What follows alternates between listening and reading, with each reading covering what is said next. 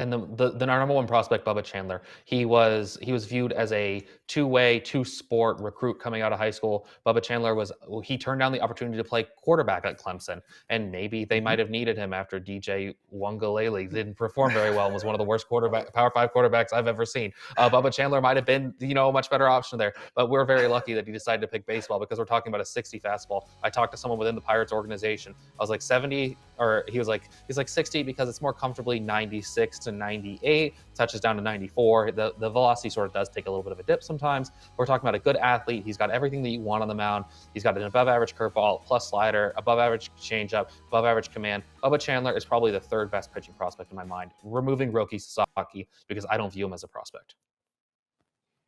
Well, we could talk about Roki on another show, but I'm with you. Yes. Chandler's certainly in on this hand. If you're going to list the best pitching prospects, you may have a couple here, may have one behind him. He's certainly in that mix of the best couple either way. Chandler is a kid who is incredibly humble, very, very good on the mound. Got to see him light up some batters in Arlington this past summer. The fastball is bonkers. The slider is very, very good.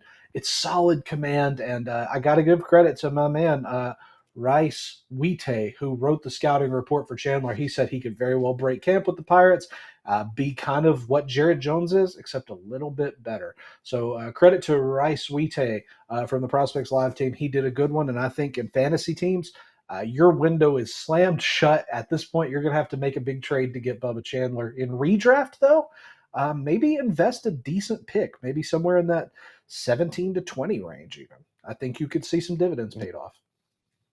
Yeah, I think that Bubba Chandler, he is someone who I think that we're talking about. He might be the number 3 starter, especially early on at certain points, because behind Paul Skeens and Mitch Keller, he probably overleaps. I think he's a better version of Jared Jones. But yeah, we're going to talk about some more superlatives, and I think Bubba Chandler is definitely going to come up in those superlatives later. Do you have any more thoughts on Bubba Chandler before we take our final break? Kid's a stud, Rhys. Stud. I don't know what else we got to say about it. He's great.